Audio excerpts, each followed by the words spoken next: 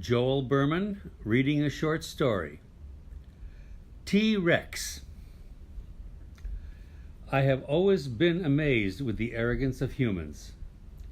You have been on the earth for a few million years and only developed intellectually in the past 50 to maybe 100,000 years, and yet you claim intellectual ascendance over all other species. Interesting. Now, I will not discuss how this information I am relating to you has been saved or produced. That is beyond your present comprehension. What does surprise me is that you cannot understand or comprehend that creatures which existed for over 200 million years were mindless beasts dripping blood and guts from their mouths after having viciously eaten some other dinosaur prey.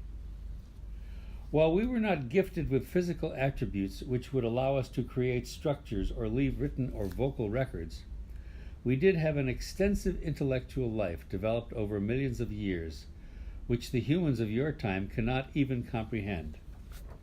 The creature you called Tyrannosaurus rex lived in community with the flora and fauna of this earth without having to create houses or buildings, without clothing or personal accoutrements which have become so important to the human being. We did not destroy our environment, we lived in harmony with it. Conversely, over millions of years we developed intellectual capabilities which would astound you. Our language was through telephasic communication of our minds and not verbal. We developed music through our thoughts and emotions, something you can't understand. We had family relationships, emotions, and perspectives about this world in ways which you cannot conceive. Whereas you have focus on physical accomplishments outside the body, science, literature, buildings, transportation, and medical advancements, we developed internally, oblivious to all those unnecessary external items. We lived in our minds and took from the earth only that which we needed. We each lived for hundreds, rarely thousands of years, with very little of what you call illness or deterioration. There was no obesity or diabetes or heart disease. We were always physically fit and mentally alert. We lived within our world with no competition among ourselves. Like humans, we were carnivores, but we ate after rapidly killing beasts, usually with rapid death strokes and no suffering. We did not create countries or kingdoms. There were no caste systems or economic differences between us. We did not live to expropriate the next beast, but lived in harmony. Did we have arguments? Occasionally, but no battles or wars, no holocausts, racial, genetic, or religious pogroms. Each T-Rex was an individual, equal, and though you cannot comprehend it, over millions of years we developed individual intellects probing the most esoteric aspects of life, science, and philosophy, which you had to write and struggle with over a few millennia, which you had to develop your creations in thought. We realized after a few million years that all that external stuff was only fodder for jealousy, discontent, and misery. Where has your quest for wealth, so-called comfort things, gotten you? There is more pain and suffering, poverty and sadness in your world now than ever before. We had almost none of that.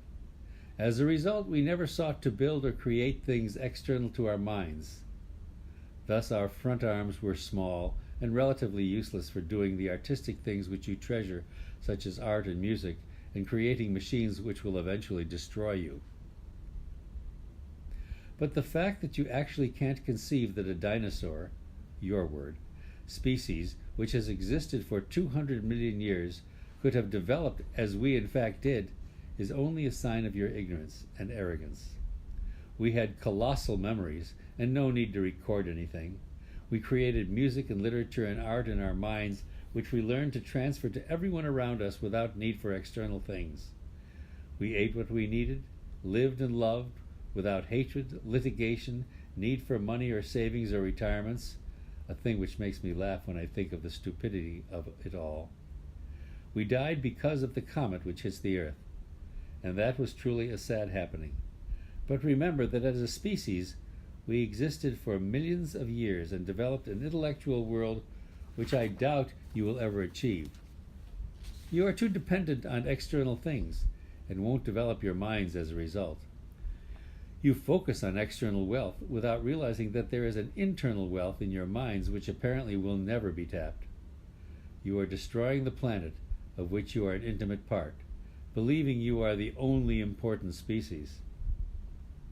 Take a moment to consider what your world would be like if you had developed along different lines. You would live in a climate you tolerated.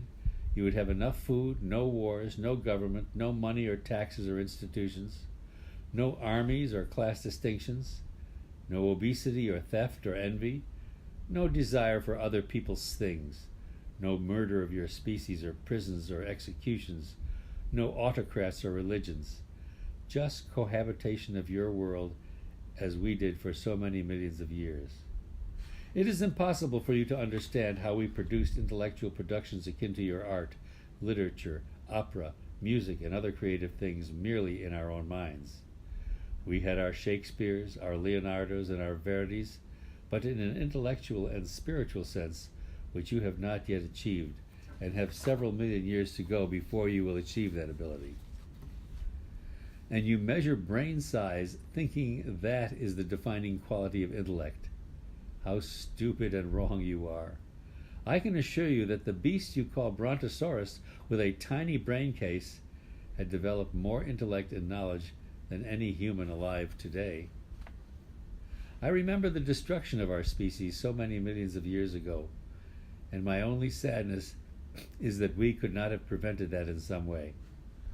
Of course, we knew it was coming and tried to fend it off intellectually, as we had several others over the millennia. But that one was too large, and we failed. But we did have a, quote, good run, unquote, as you would say. Just look to the dinosaurs in a different light now you have read this, and recognize that one day, perhaps a couple million years from now, if your species still exists, that once there was a T-Rex and friends who were able to live in their minds and also live with love and respect for their planet.